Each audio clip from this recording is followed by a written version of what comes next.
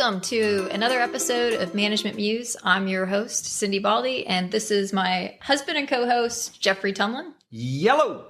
Welcome to the podcast where we try to inspire better work performance. Thanks for listening.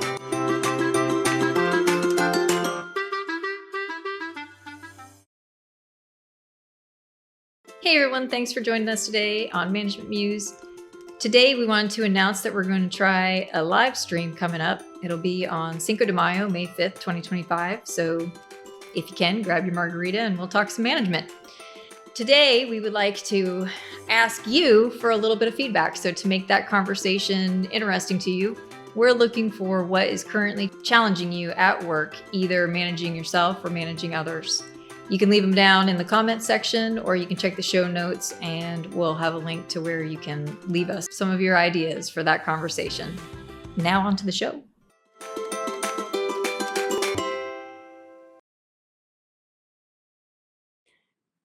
Hello, everyone. Thanks for joining us today on this episode of Management Muse. Before we get rolling into the topic, I wanted to bring up that we really appreciate it when people leave comments. And so we had a nice comment on our comparison episode that was published a few weeks ago, where Ahim saw Alexander 9004. Thank you. Made a nice comparison between us and Matthew McConaughey and sort of the life lesson of, good comparisons. And it's always very nice to be compared to Matthew McConaughey because he's Matthew McConaughey and actually just comes across like super laid back, but like there's a lot of intelligence in there in that head of his. So that was a very nice compliment and we appreciate it. And the comments like that really help us. So comments and subscribing and following, depending on what platform you're looking on, we really appreciate it. So thank you for that. Thank you, Alexander. That's what I'm shortening your name to. Hope that works. Thank you for that. And periodically we'll read some good ones that come in. So thank you. All right, today we are going to talk about... We should end the thing after getting compared to Matthew McConaughey. That's it. That may be the highlight. I think that's a great compliment. Somebody thinks compared to Matthew McConaughey. All right. Yeah. All right. Yep. So, hey, there's some good wisdom in there. Yep. Okay. Today on Management Muse, we are going to talk about the concept of narrow framing. And we're going to talk about some of the ways that we do narrow framing and some of the reasons why that's problematic. And then some of the solutions in order to avoid pitfalls of narrow framing. So, Jeffrey, do you have a good story? I have many. Framing? I know you always have a good story. Many stories of narrow framing. I kind of do too, and they're all recent, but I don't know if I should get into those. Yeah. Just clean them up to protect the... Yeah. We always, as we talk about, most of what we talk about is from the work we do in companies, but we'll try to clean it up to protect the innocent and the guilty. My example is basically a guy who got offered a promotion at work and didn't know if he wanted it. And so he started talking about, look, should I take this or not? Should I take this promotion or not? Which, as we're going to talk about in this podcast, is one of the classic ways of knowing that your brain trying to help is actually hindering you by framing the issue too narrowly in either I take it or I don't. We call that X or not X. I take this job or I don't. And I'm like, well, let's talk about some options, which is the classic way to unwind narrow framing. What else could you do? And he's like, well, I could keep the job I currently have. Okay. Or I could take the other job. Okay. What else could you do? Well, maybe I could go part-time and do this job they want to promote me to part-time while the other person who's still in the job is there and see if I like it. And I was like, now we're getting somewhere. And we thought about a couple other options that he could do, shifting people around in his particular department to then try the job full-time, but for a test run was a fourth option, basically go and actually do it full-time and do a test run. But by the time the dust is settled, we'd only spent 10 minutes talking about it. And the guy signed himself up for a 50-50 split for 6 months. Split the job 50-50, and then at the end of 6 months, see if he wants to move to the new one or not. And that is exactly the sin of narrow framing.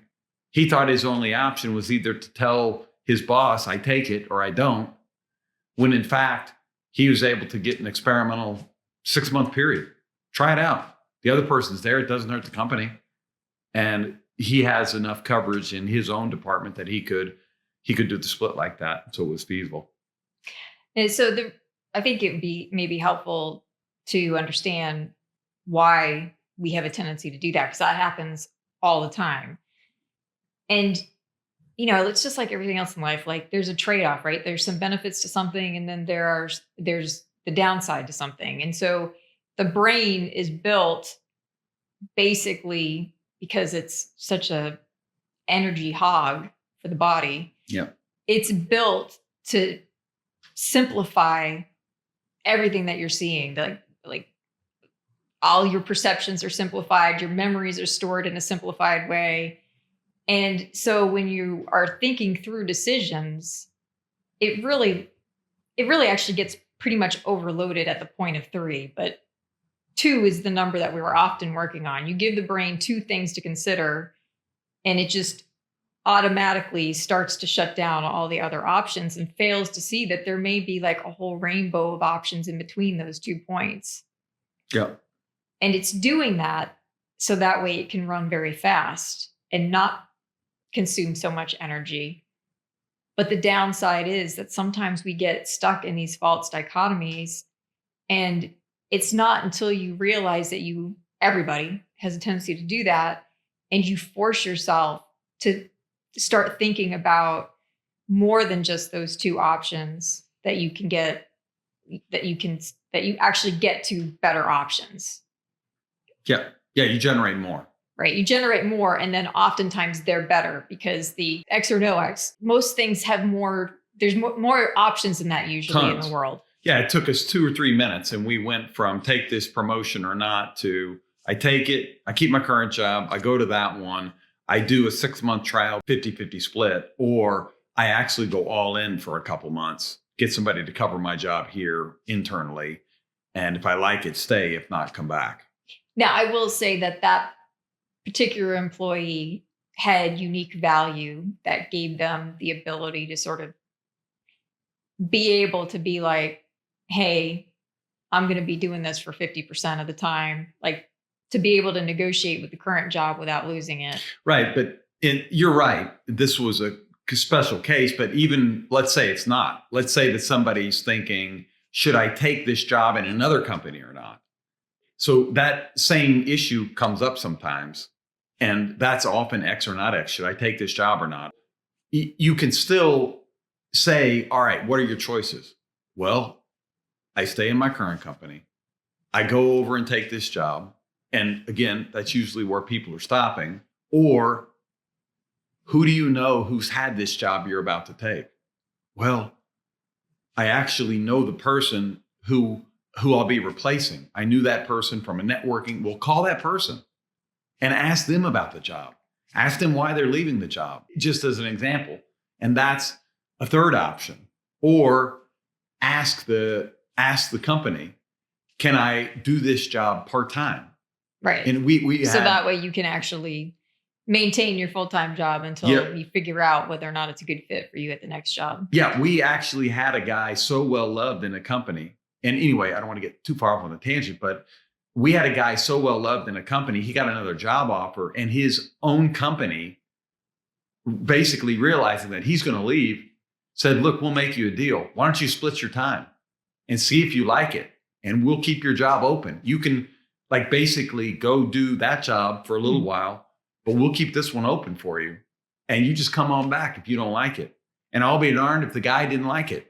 That basically there were a couple things they promised him that they didn't give him. And he got over there for just 4 or 5 weeks and came back. No harm, no foul. And it's just this idea that we're, our brain is amazing in all the ways that over multiple episodes we talked about. But as Cindi just said a few minutes ago, the the key challenge of the brain, which leads to narrow framing, is the brain, anytime it recognizes that we're struggling, that there's a cognitive load put on our mental machinery, it goes searching for a shortcut, technically called a heuristic, or it goes searching for something that is similar and then just kind of boom, frames that up. And in this case, with the narrow framing, the brain is telling us, hey, it seems like you're struggling with this. Let me make it simple for you. Either we do it or we don't. And that's actually overly simple. There's usually more options, more and often better options that we can think our way through.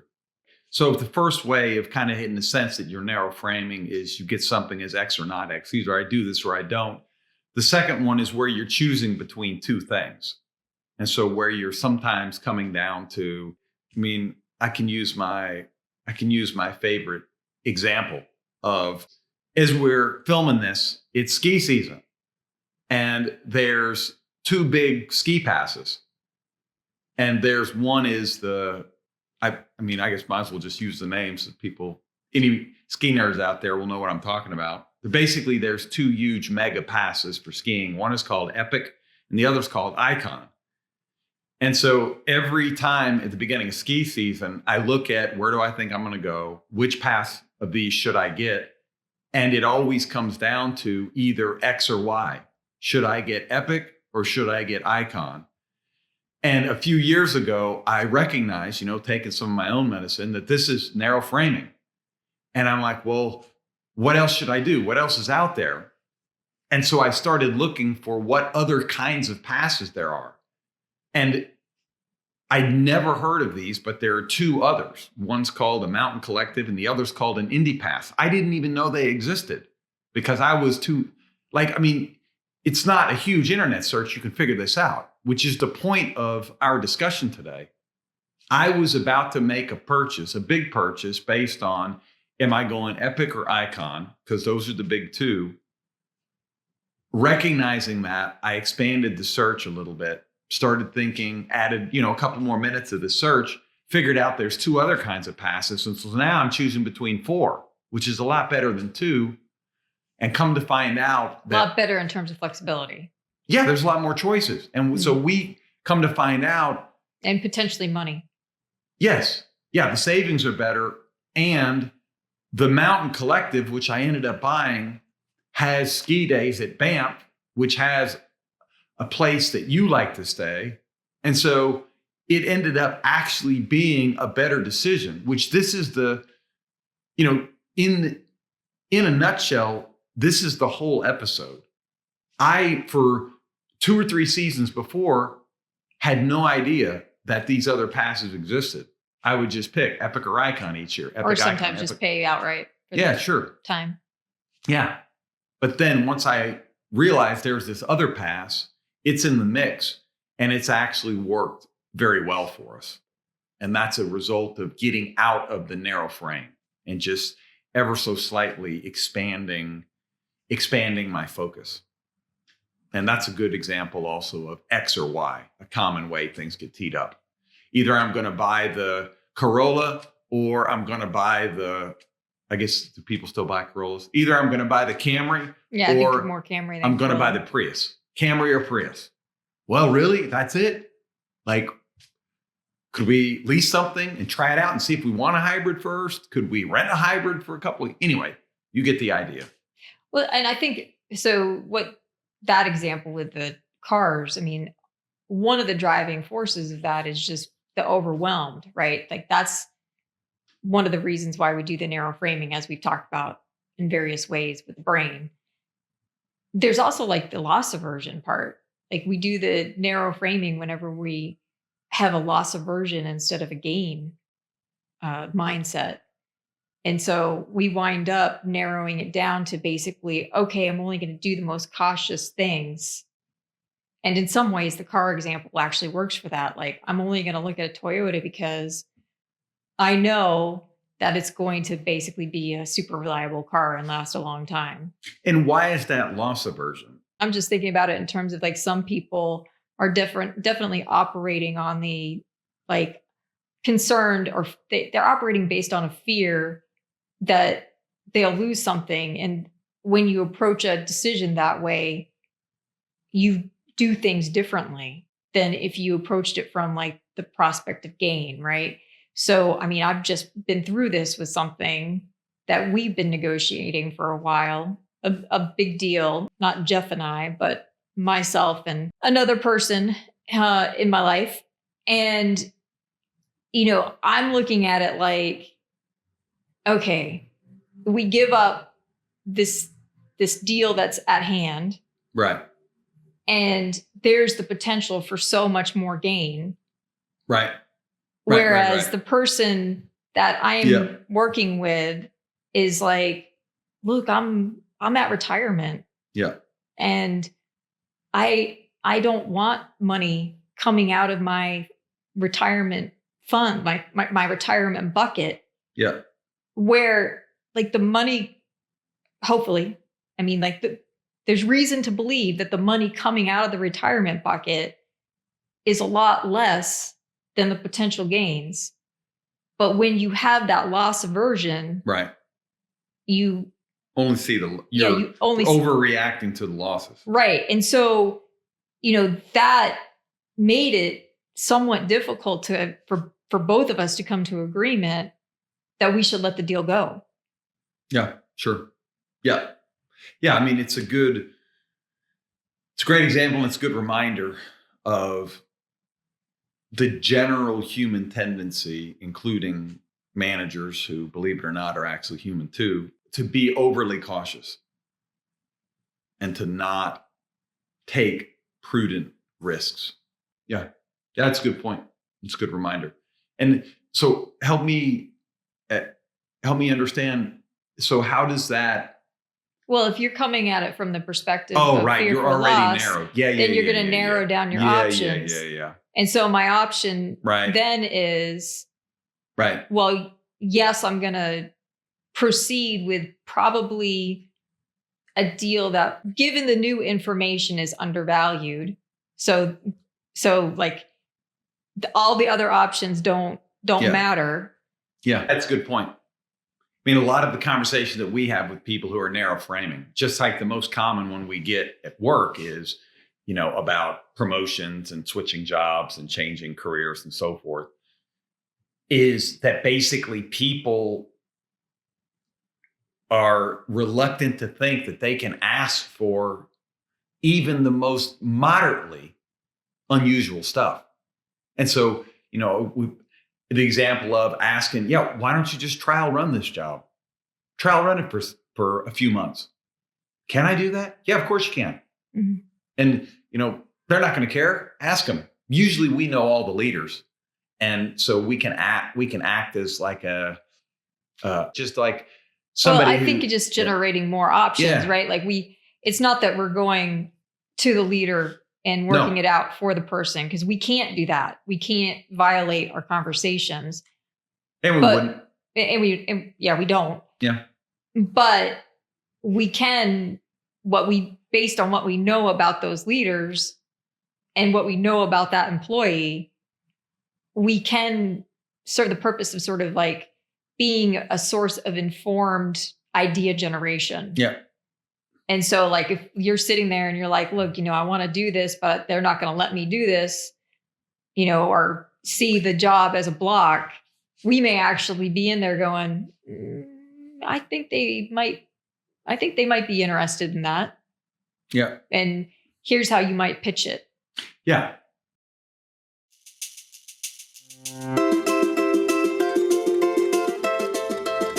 Hello, musers. Now it's time for commercial break. Time to ring the register. Let's go.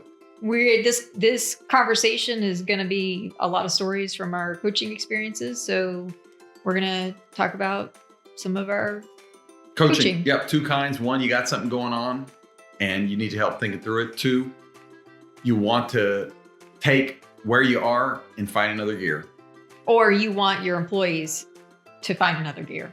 Yep. One of the two kinds of coaching. Basically, one is sort of like acute problem solving, and the other is development. Yep.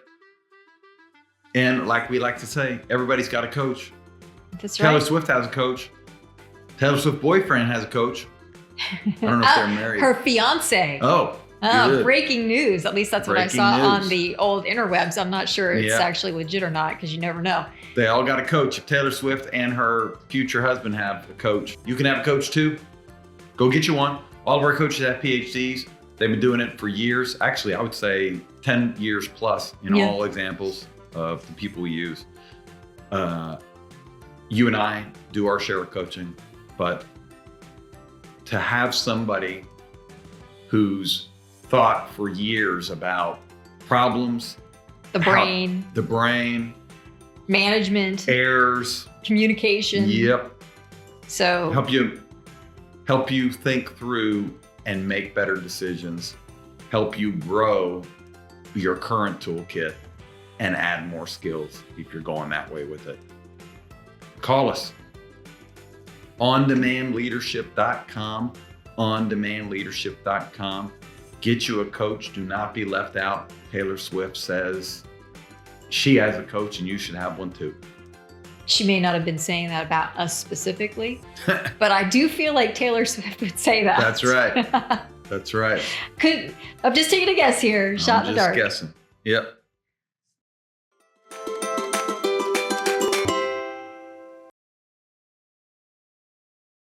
If the first two ways of kind of warning signs that your brain may be narrow framing and making your decision too simple. One is, as we talked about, X or not X. Either I take this job or I don't. The other is X or Y. Either I buy the Camry or I buy the Prius. And then the third is Status quo. I stick with what I've got. Right. They're all very common, Totally. but I definitely see that in a lot of employees who, I mean, like we had one lady who was very unhappy with her job.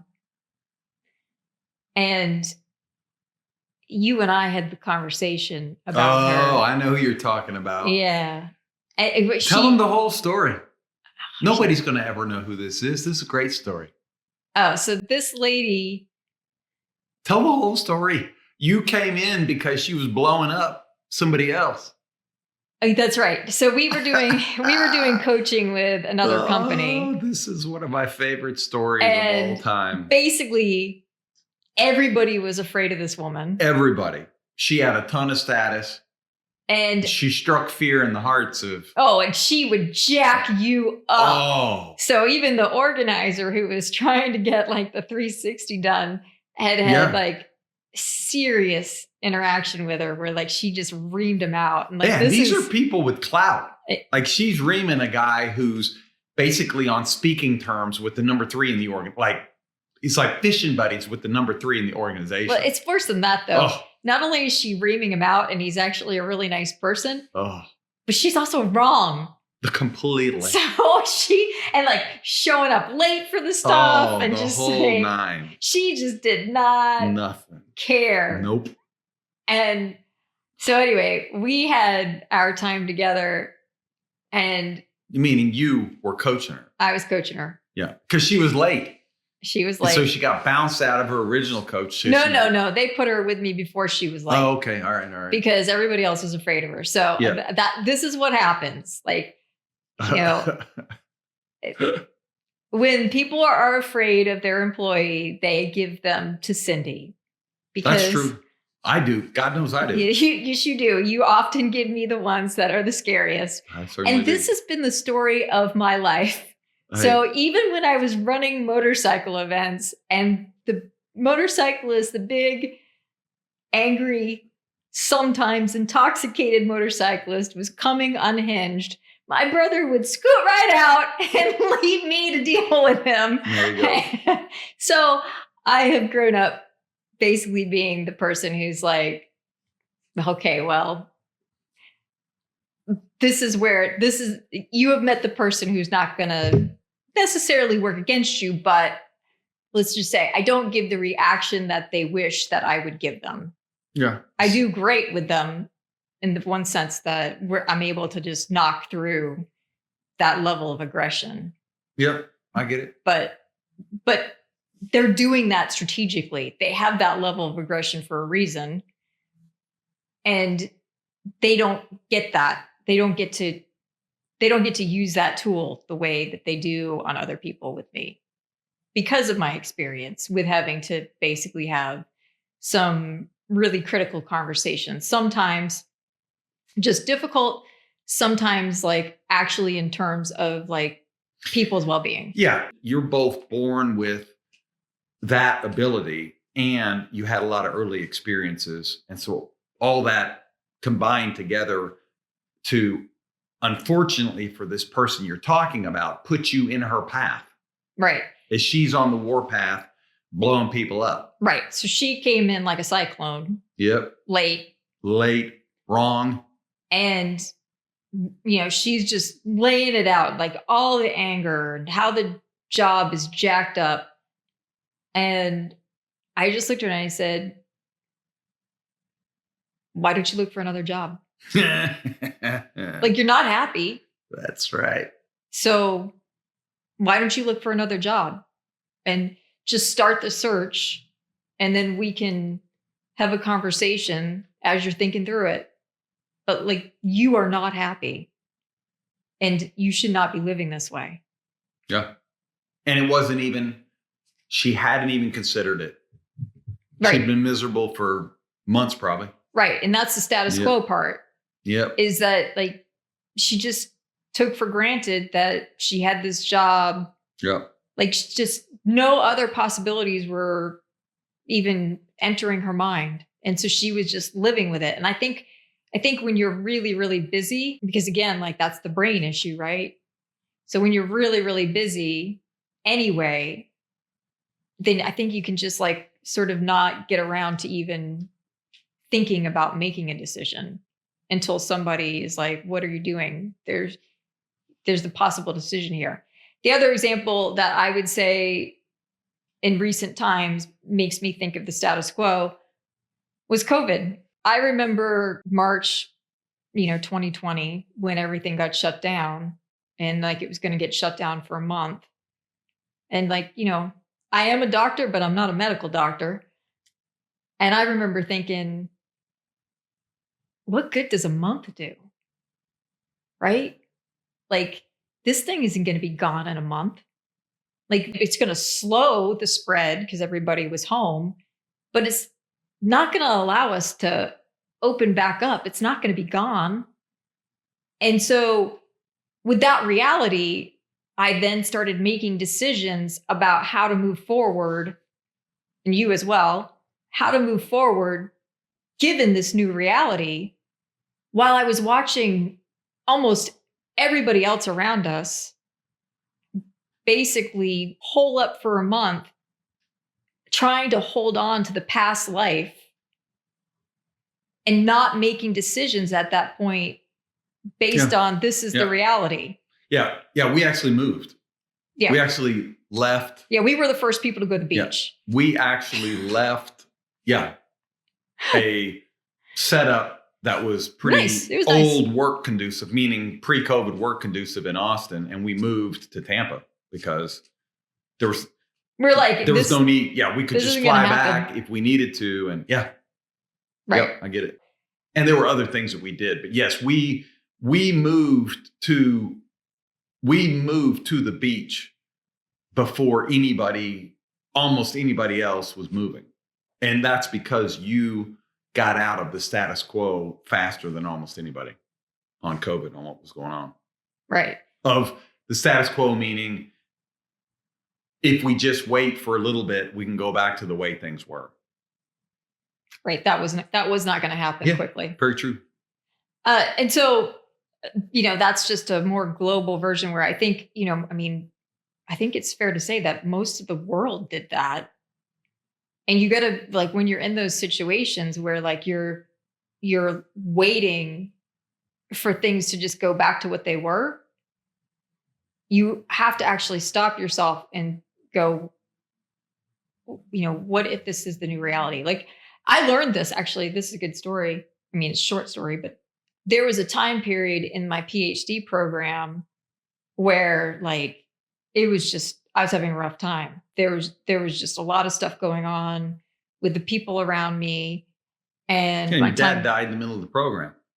that happened. Yes. And so anyway, I'm having a conversation with my advisor, and I haven't like gotten anything done that I was supposed to get done. And I'm like basically saying, I just need a bit of time for everything to sort of settle out so I can get back to it. And she looks at me and she says, "What if this is just the new reality?" And when somebody says something sometimes and it just hits you as truth. Yeah. And I went home and I was like, what if this is the new reality? How do I actually function in this reality? And I remember when COVID hit, I was thinking, what if this is the new reality? And then trying to figure out what I do in that new reality. Yeah. Yeah. It's amazing to me how often our coaching involves basically encouraging people to think just a teensy bit more creatively because they're stuck. Like we all get stuck in the status quo, what we're doing now, what we've done before. And, we've made kind of our bread and butter in some ways in these conversations is just to say, all right, come on, let's build the alternatives. I sometimes stick my hand up and I'm like, all right, you're telling me I'm taking this or not. I'm not leaving here until we have 5 alternatives. This job, the other job, didn't you have a side hustle? Keep working the side hustle. Don't you know somebody who just did this job? Whatever. And then we just keep adding, experimenting with the job, doing part of a job, getting the opportunity to try something out for a little bit before you do it is all extremely important. We had a guy, a good friend of ours, his son, basically was looking about changing careers and thought he wanted to be a firefighter. And so, and we know a lot about firefighters. Yeah, we know, a lot of our clients are fire departments. We know a lot of firefighters. And so in the way that the world works, he's like, well, either I have to quit my job or I have to be a firefighter. And then, which is so not true. Yeah. So we heard about this and we're like, look, we call our buddy, can he do a shift or 2? Yeah, sure. And so the guy, our buddy's friend, just took a weekend, a Saturday and a Sunday, and worked as a firefighter, just kind of tag along. And at the end of it, he's like, that was awesome, but I cannot do this for a living. I'm not built for this. And it was over in 48 hours. The guy had an answer that he might have, had he not run an experiment in the terms what we're talking about, expanded out from the narrow frame. And instead of deciding, keep my current job or become a firefighter, X or Y, well, we expanded it to how about Z, a third choice. Go spend a weekend with our buddy in his fire department, 48 hours, 2 shifts. And see what you think. Yeah. And then the obvious other option for anyone thinking about firefighting, like they're often on 2 days and then off the rest. And oftentimes you can get another job that will work well with that particular schedule. Yeah, that's right. You could be a firefighter and be something else. And I have to go through my memory bank, but I'm sure we know people who actually had a job that they converted to part-time and then went firefighting. I mean, right. Yeah. We actually know people, but a lot of them are actually between healthcare and firefighting. Because there's a lot of overlap anyway, especially with the EMT aspect of it, but also a lot of hospitals are on a 12-hour shift. And if you're doing 48 fire and then you're doing a 12-hour shift somewhere else, you can balance those two out pretty nicely. Yeah.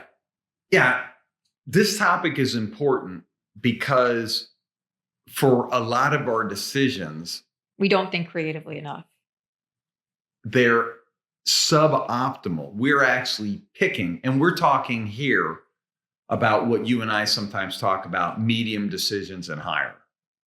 And so the fact that we narrow frame lunch, either we go to Papacitos or we go to Papa Dough, X or Y, who cares? Doesn't matter.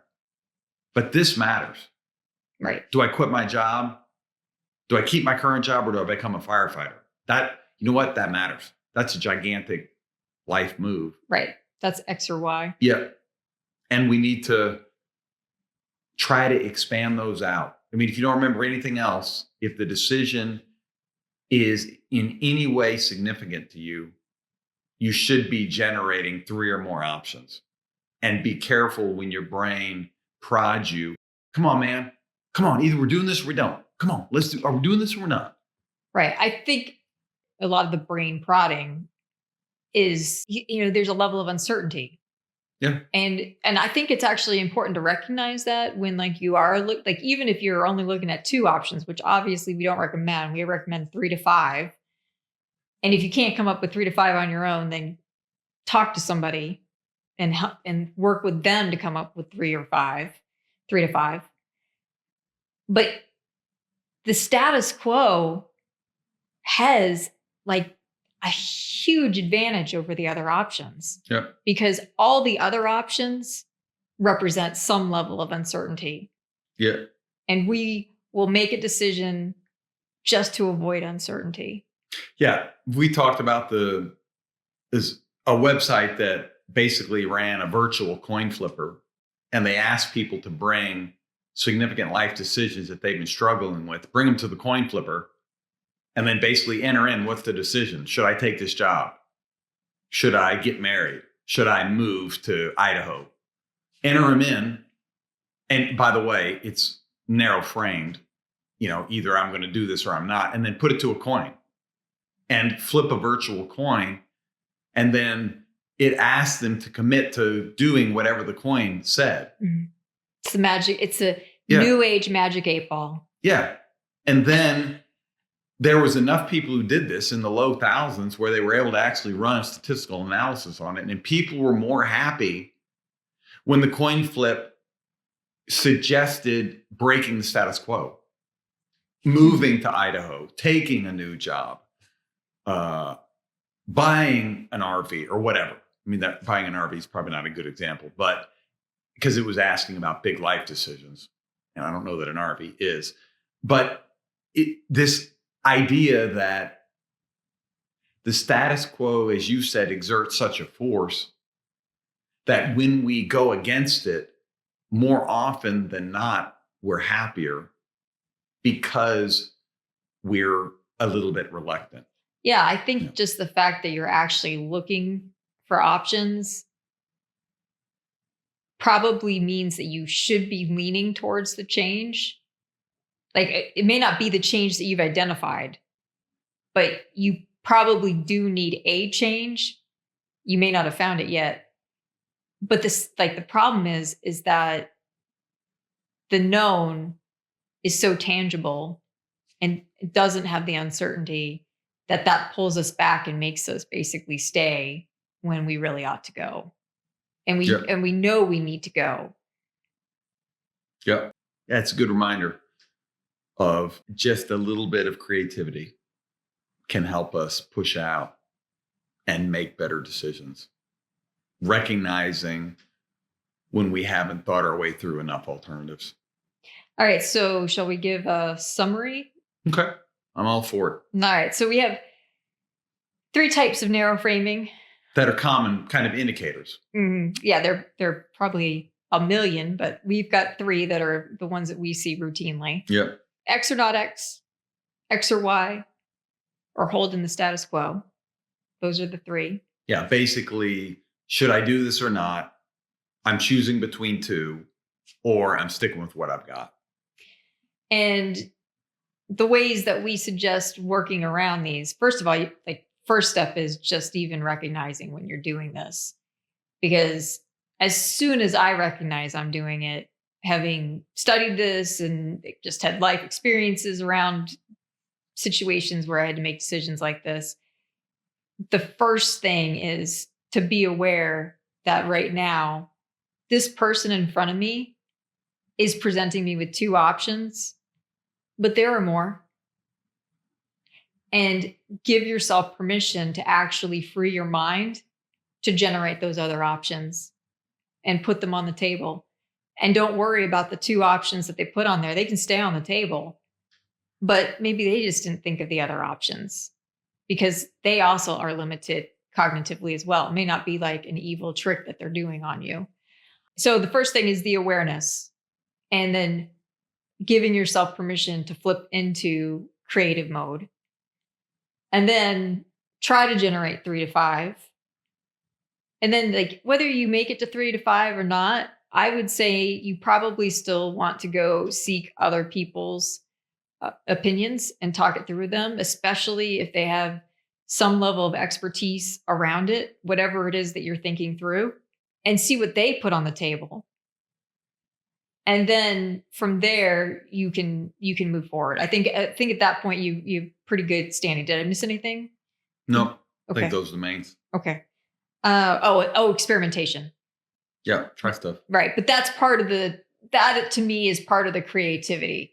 Yeah. Like once you start putting out creative things, then you can be like, oh, okay, maybe it's not all or nothing. Maybe we can do this for a time period, or maybe we can do what you want, but we're participating in that in a small way. And so you're going back and forth like that. These are decisions. They're not all financial decisions. Sometimes it's other types of decisions, but we focus more on the financial ones just because those are the ones that seem to come to top of the mind. Well, from a manager's Well, I perspective. mean, it could be like it could be like projects, right? Like I've got this job to do, but I have this other opportunity inside the organization to work with this Sure. team. Yeah. And so it's not so much a financial or job decision, but you're like, okay, I can either not do work with this team or I can work Yeah. with this team on this project. Yeah. And Yeah. maybe there's something in between. Yeah. Or else. Right. Yeah. Another option that you're not thinking through. Right. So my point is it's not all financial decisions. We just, because those are often salient, we tended to focus on them during the conversation. Yeah. Like financially, you mean, should I take this job or not? Should I move to a different job, promotion, and so forth? Right. Yeah. Okay. All right. Thank you for joining us today on Management Muse. We appreciate you staying tuned, and thank you for Sarah, Christina, Rebecca, Shirley, all the people, The whole game. behind the scenes. Oh, and I forgot too, Design at Work. Yep. Thank you, Design at Work. Yep. They're good. And thank you, Carrie, because I know you're watching. All right. Thank you. Bye-bye. Bye.